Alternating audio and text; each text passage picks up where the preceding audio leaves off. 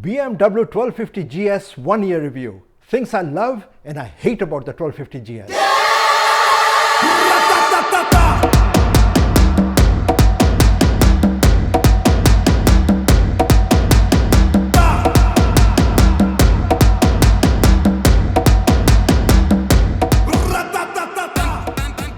I can't believe it's been a year since I got my 1250gs. Time flies, eh?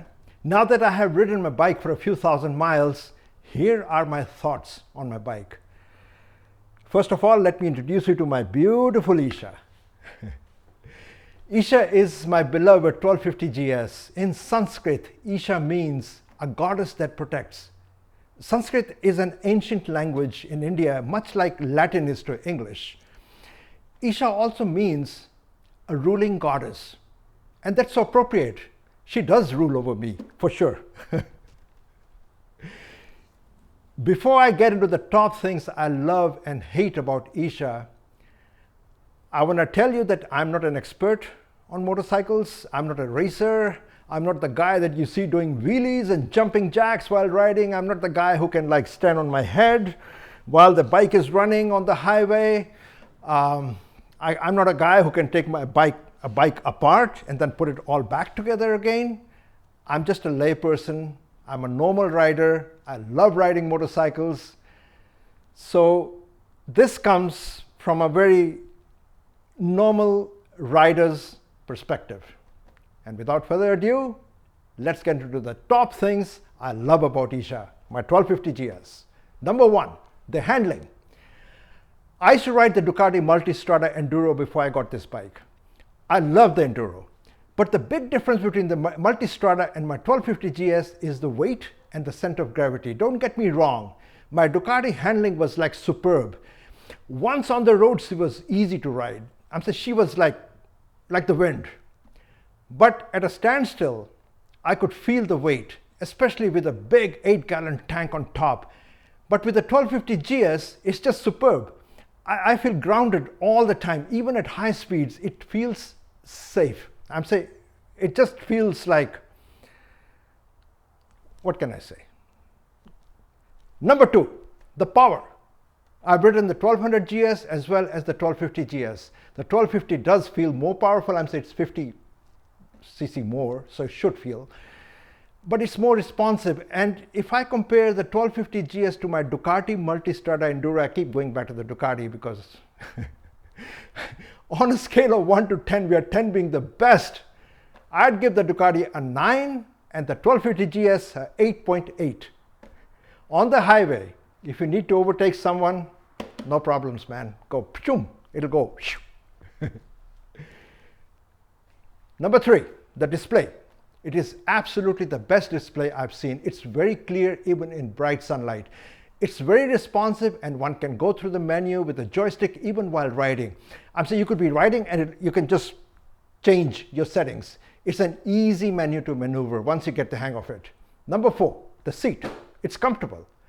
I have done some long rides on the bike and my butt soreness level, it's at a very acceptable level. I'd say a pleasant level. The Ducati Multistrada I had before, I keep going back to the Ducati, the 1250gs and the Ducati Multistrada, had a good seat, but it was harder.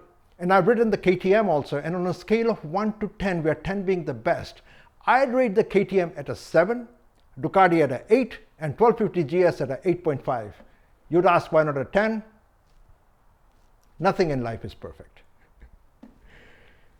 Number five, I love my seating position. It's comfortable. I'm 6'1" with extra long arms, and I didn't have to adjust the factory settings of the bike. When I bought the bike, they told me that, hey, you can ride it for a few hundred miles, and then we can adjust whatever settings you want with the seat, with the handles. We had to do nothing. It was just good as it is. Number six, the quick shifter. The gear shifting is seamless. It's smooth. Now, I don't know the mechanical specs. I'm saying I'm not a techie guy that, hey, this ratio to this ratio, whatever it is, it just feels smooth. Between the 1200 and the 1250gs, this shifter, yeah. Number seven, the mirrors and the visibility. There is no shake in the mirrors whatsoever.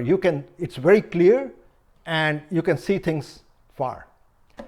Now the top things I hate about the 1250gs. Hate. How can I hate my beautiful Isha? I'm saying, you, my lady, are just perfect. How can I hate thee? Thee, Isha, how can I hate you? I can't hate you. But here are my some nitpicks. I didn't care about the slim, number one, I didn't care about the slim foot pegs that came factory, like from the factory itself. I have big feet, I wear size 12 shoes, so I changed the original slim pegs to aftermarket enduro pegs, which makes me feel as if it's a more solid platform, which it is actually. I'm saying you can see for yourself. Number two, the growl. Don't get me wrong, I love the way my 1250gs sounds, but I keep going back to the Ducati again, and if I compare this to the Ducati, I'm saying we are all familiar with the Ducati sound. So on a scale of 1 to 10, where 10 is the best, I give the Ducati a 9 and the 1250gs an 8. Number three, the back luggage rack. For a bike this expensive, BMW should have provided a wider and a more robust rack for larger tail bags. After all, the bike is supposed to take us around the world, right? We need to carry a few things with us, don't we? Number four, the windshield. Don't get me wrong, it's a great windshield. But if it could be a little larger and a little wider, I think it would be better. I don't know. I'm saying it works for me. On the highway, there's no problem. I haven't faced any serious. But again, I keep going back to the Ducati. But maybe, you know what, the Ducati had a huge tank right on the top. And maybe that's why the wind was like, it was more protective of the wind. This is slightly less protective, but it's great. Don't get me wrong. It's very good. Number five. Now, I did say that the mirrors on the BMW 1250gs are fantastic.